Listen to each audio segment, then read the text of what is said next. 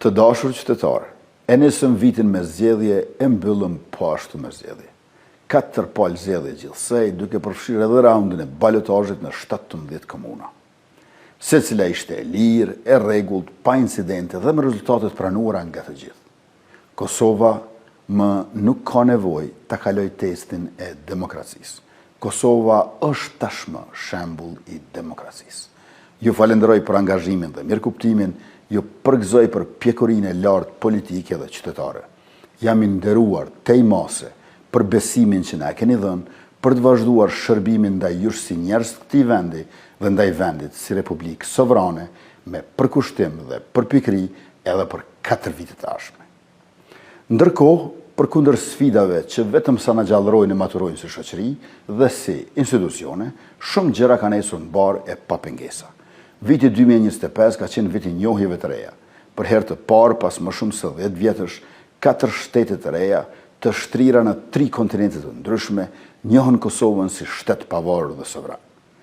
Kujdesi dhe mbështetja për nënat lehona, pensionistët dhe studentët vetëm sa u rritën. Ushtria u forcua me armatime të reja nga vende partnere dhe antare të NATO-s. Të qenit edhe Nikoqir, përveç se pjesëmarrës në Defender Europe 25, është moment historik për Kosovën. Rendi dhe ligji mbizotruan në çdo cep të Republikës e masat e padrejta të Bashkimit Evropian ndaj Kosovës u hoqën. Vitin 2026 e fillojmë me zell edhe më të madh dhe me qëllim gjithmonë të qartë. Sapo të certifikohen rezultatet nga Komisioni Qendror i Zgjedhjeve, do ta konstituojmë menjëherë kuvendin, do ta formojmë qeverinë po ashtu menjëherë pas kësaj dhe pa humbur as pak kohë, së pari do të miratojmë buxhetin për vitin e ardhshëm në vlerë prej 4 miliardë euro dhe ligjin për çmimet tavan për produktet bazë me të cilin do të frenojmë abuzimin dhe rritjen e çmimeve. Mandej do ta ndajmë pagën e premtuar të 13 për shërbyesit publik në administratën shtetërore dhe atë në fillim të vitit. Do ta heqim kufizimin e punësimit për veteranët e ushtrisë shqiptare të Kosovës në mënyrë që të mos kenë nevojë të zgjedhin ndërmjet vendit të punës dhe beneficioneve nga shteti. Pastaj do të miratojmë pakun për përmballje me inflacionin 2.0 në vlerë prej 200 milion euro, nga e cila përveç fëmijëve dhe pensionistëve përfitojnë studentët, punëtorët e sektorit privat dhe familjet që kursejnë energjinë elektrike. Ju uroj mbrëmje të këndshme, kremtim të paharrueshëm me familjen dhe miqt. Jam zotuar para jush për siguri dhe begati. Ju siguroj një vit të ri të sigurt dhe të begat. Natën e mirë dhe mirupafshim. Gëzuar 2026.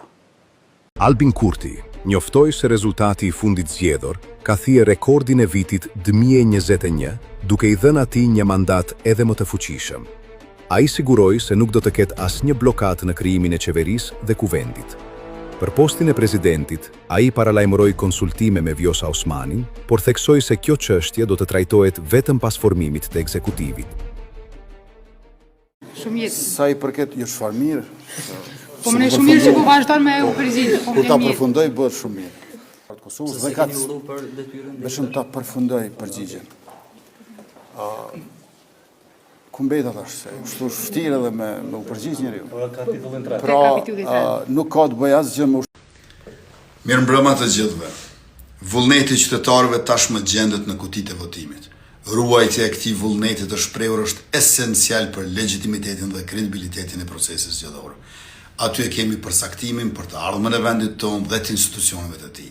E për këtë gjë, mendjet, sytë dhe veshët tonë janë të ju komisioner dhe bashkues. Keni detyrë të rëndësishme saqë vendimtare.